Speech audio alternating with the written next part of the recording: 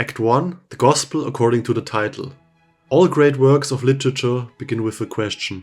What is justice? What is freedom? What does it mean to live a good life? For thousands of years, humanity has struggled with these questions.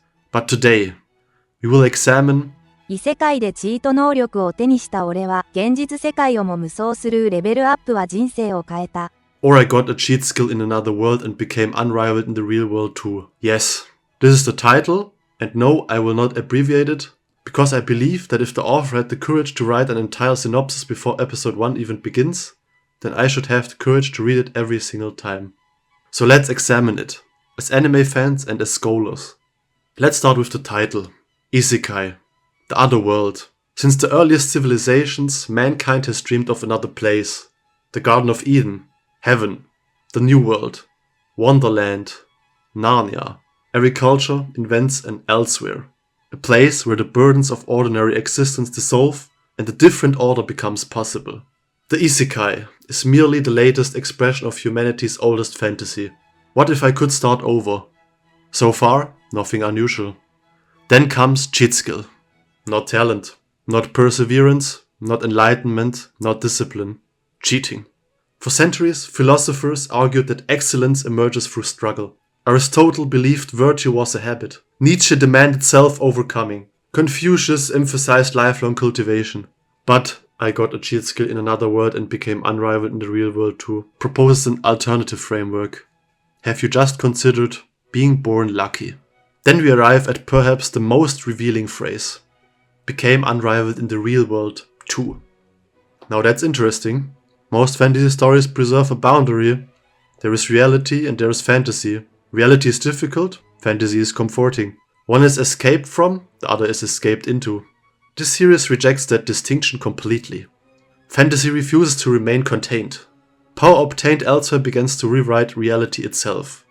The fantasy does not heal the protagonist, it colonizes his world. Now, you may think I'm reading too much into the title, and you are right. But criticism has never concerned itself solely with authorial intent. Like Roland Barthes famously declared the death of the author, arguing that meaning is created as much by the reader as by the writer. Which is excellent news, because if the author didn't intend any of this, I certainly do. So let's appreciate something remarkable. This title contains the setting, the power system, the central mechanic, the consequences, and the emotional payoff. This is not a title, it is a summary. There is no mystery or ambiguity, no invitation to wonder what awaits us. Imagine if other classics adopted this philosophy. Hamlet, my uncle murdered my father, so I'm thinking about revenge, but also existentialism changes my life. Moby Dick, I became obsessed with a whale and it ruined everything. Crime and Punishment, I committed murder, but guilt slowly changed my worldview. Suddenly, the Isekai title doesn't seem excessive. It seems efficient. But beneath all of this absurdity lies something unexpectedly honest. The title tells us exactly what fantasy it intends to fulfill. Not defeating evil, not saving the world, but changing your own life. That distinction matters, because the fantasy isn't political. It isn't heroic. It's personal. The promise isn't, you will save everyone. The promise is, people will finally see you. And perhaps that's a far more contemporary fantasy.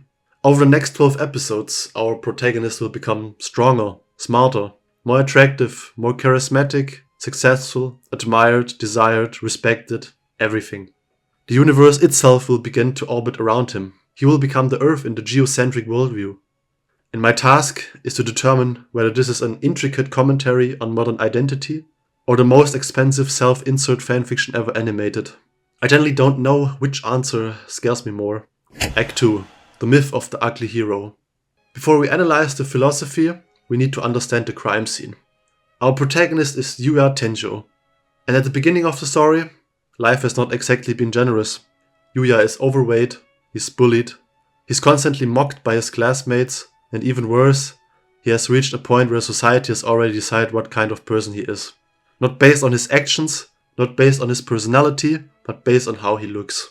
And this is important, because Yuya is not portrayed as a bad person. Actually the opposite. He's kind, he helps others, he tries to do the right thing. The tragedy of this situation is not, this person needs to become better. It is, this person already has good qualities, but nobody notices. After the death of his grandfather, Yuya inherits his grandfather's old house. And inside this house, he discovers something impossible. A door. A mysterious door. That leads to another world. Because apparently, every old family house has two things. Old furniture and a portal to another dimension. Behind this door is a fantasy world. A world filled with monsters, magic, weapons, treasures, and most importantly, a leveling system. Because nothing shouts personal growth more like watching numbers go up. Yuya quickly discovers that this world operates like an RPG. He gains skills. He increases his stats. He defeats monsters. Yuya acquires countless abilities. Superhuman strength and speed, powerful magic, swordsmanship, high-level crafting, legendary equipment. And the biggest twist, the things he gains, affects his real life also. His body changes, his appearance changes, his abilities change. A person who once invisible becomes impossible to ignore. Before entering high school, Yuya unknowingly saves a wealthy girl named Kaori Hojo from criminals. Grateful, Kaori convinces her family to invite Yuya to attend the elite Osai Academy. Although he feels he doesn't belong there, suddenly, classmates treat him differently. Strangers notice him, people admire him, opportunities appear, the world that rejected him begins accepting him. And this is where the anime reveals its central idea. The fantasy world is not really an escape. Usually an isekai protagonist leaves reality behind. They abandon their old life. They build a new one somewhere else. But Yuya does something different. He returns. The purpose of the fantasy world is not to replace reality. The magical world is not the destination, it's the upgrade station. And that is a fascinating choice. Because story is not asking, what if you could leave everything behind? It is asking, what if you could return to your old life as someone completely different? Someone who finally gets treated the way they always wished they were treated. The interesting thing about Yuya's situation is that the story does not frame his problems as a lack of skill. He's not failing because he lacks ambition. He's not failing because he refuses to improve. He's failing because the world has already decided what he is worth. This is where the series accidentally stumbles into one of the oldest philosophical questions. Does a person's value come from within or from how others perceive them? The ancient Greeks struggled with this question. The Stoics argued that external judgment should not control inner worth. A person remains virtuous regardless of whether society recognizes them. Marcus Aurelius, Emperor of Rome, wrote extensively about separating one's character from the opinions of others. But our protagonist lives in a different philosophical universe. A universe where Marcus Aurelius would probably look at the situation and say, have you considered getting a legendary physique and becoming unbelievably handsome? Because the solution offered by the narrative is interesting. Yuya does not overcome society's judgment, he defeats it. It does not convince people that they are wrong. He becomes so obviously impressive that they no longer have the ability to disagree. The world does not change its values, the world simply updates its evaluation. And this brings us to another fascinating philosophical concept hidden beneath the mountain of fantasy power, the halo effect. The halo effect describes a cognitive bias where one positive trait influences how we perceive everything else about a person. Attractiveness, confidence, status, success. A person who possesses these traits is often assumed to be more intelligent, kinder, more capable, more trustworthy. In other words, people don't always judge who you are, they judge the evidence they have been given. And appearance is extremely persuasive evidence. The anime takes this phenomenon and turns the value to maximum. Before the transformation, Yuya is bullied. After the transformation, suddenly, everyone discovers his hidden qualities. Imagine two identical people, same thoughts, same memories, same personality. The only difference, one has the appearance of a model, the other does not. Would society treat them differently? Short and long answer, yes. Or at least very likely. And this anime is built entirely around that uncomfortable answer. The fantasy being sold here is not simply, I want to become powerful. Power is everywhere in fiction. But Yuya's greatest ability is not his sword, magic or level. His greatest ability is being perceived differently. And that reveals something important about modern wish fulfillment. The fantasy of the modern protagonist is rarely, I want to conquer the world. More often it is, I want the world to finally acknowledge me. The dream is not domination, it is recognition. This connects surprisingly well with Carl Jung's concept of the persona. The persona is the social mask we present to the world. For Jung, psychological growth required integrating the persona with deeper self. The danger comes when the mask replaces the person, when the image becomes more important than the individual. And this is where Yuya's transformation becomes strangely fascinating, because the story gives him the ultimate persona. Perfect body, the perfect face, the perfect abilities, the perfect social position. But one question remains. Is this liberation, or is it another form of imprisonment? Of course, there is a slight problem with this interpretation, because the anime does not spend a lot of time asking who is Yuya beneath the transformation. It mostly asks, what if everyone was really impressed by him? And perhaps that is why the story resonates, because underneath the absurdity, underneath the magical doors, there is a very human desire. The desire to be seen, to be valued, to walk into a room and not wonder, do I matter? Unfortunately, the anime has chosen a very specific method of achieving this. Not therapy, not personal growth, not emotional healing. A mysterious fantasy door. Which, to be fair, has much higher success rate in anime. So perhaps a true lesson of got a cheat skill in another world and became unrivaled in the real world too is not become stronger or believe in yourself. It suggests that sometimes people don't need to become different. They simply need the world to finally notice what was already there. And then it gives them a magical training room where they can bench press mountains. Because apparently self-acceptance works better with a six-pack. Act 3. The cheat skill. When hard work becomes optional. Throughout human history, one question has haunted philosophers, thinkers, and anyone who has ever had to work for something. What makes someone worthy of success? Is it effort? Is it talent? Discipline? Or sacrifice? Or can success simply be handed to you by a mysterious door hidden inside your house? The traditional hero's journey is built upon struggle. The hero begins incomplete. They face trials. They fail, they learn, they change. The reward at the end is not merely power. The reward is transformation. The person who reaches the top is not the same person who began to climb. This idea appears everywhere. Struggle itself is considered meaningful. The journey shapes the person. But here it presents a fascinating alternative. What if the journey was unnecessary? What if the mountain did not need to be climbed? What if you simply found an elevator? Yuya does not discover his power through years of training, or overcome impossible obstacles through determination alone. He discovers the door. A door that essentially says, congratulations, your suffering has been converted into a premium membership.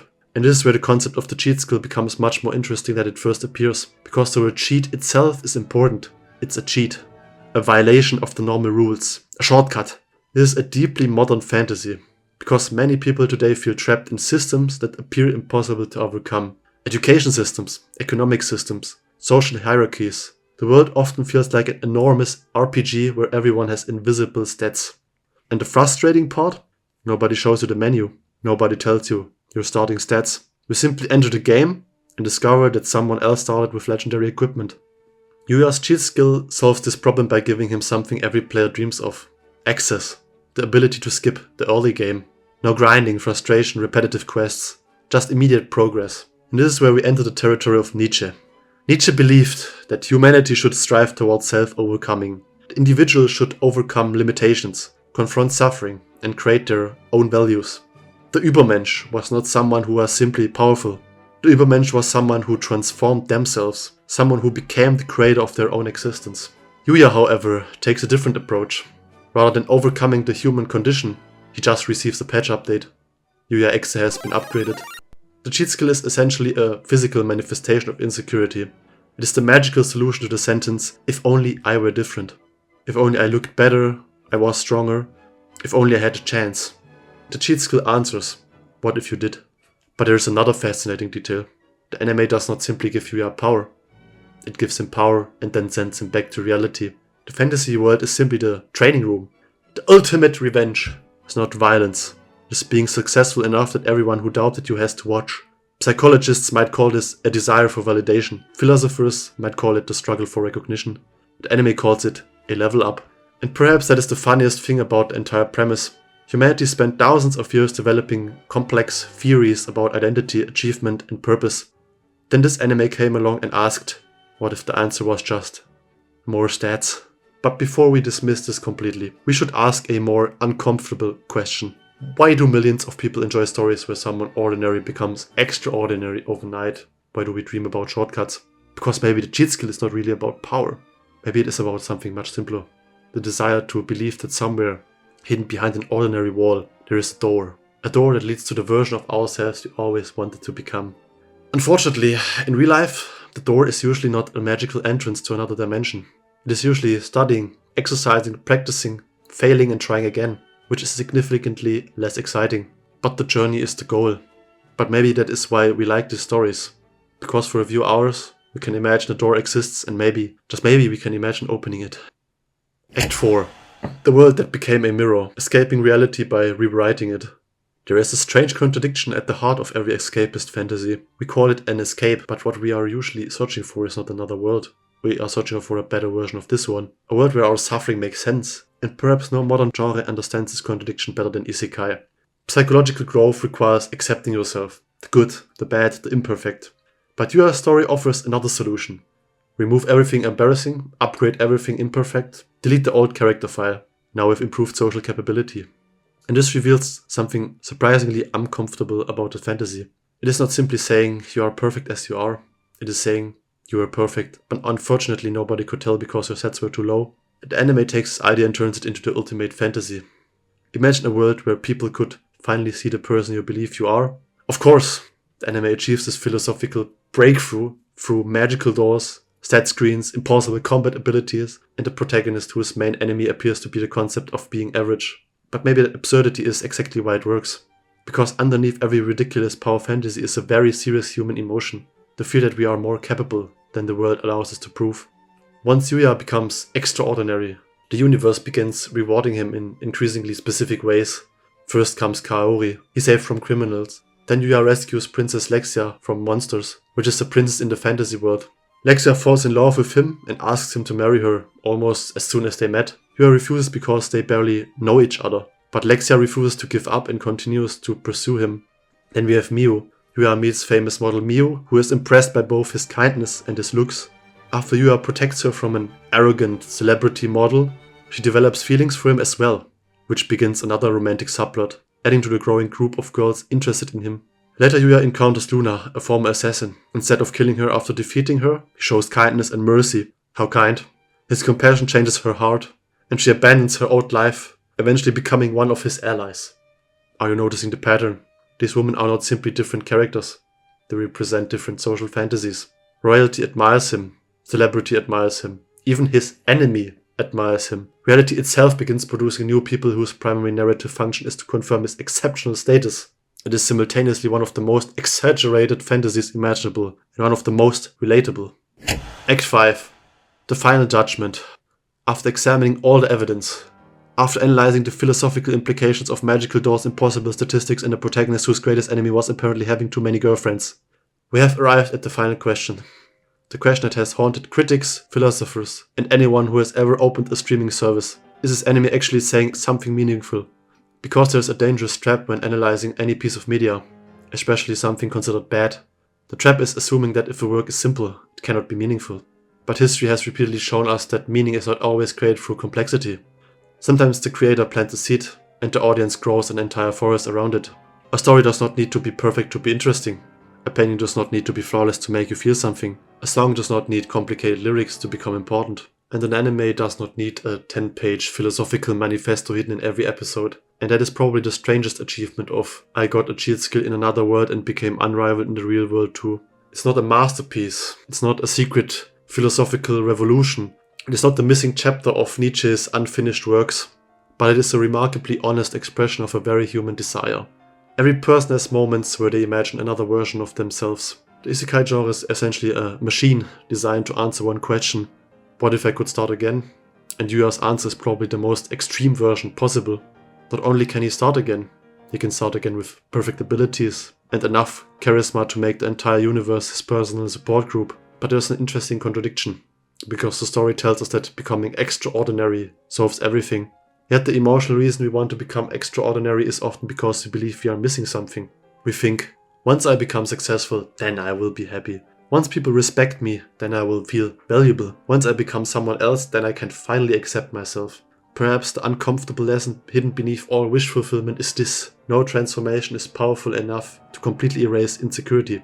Even if you had every ability you are gained, and even if the world suddenly admired you, you still have to live with yourself.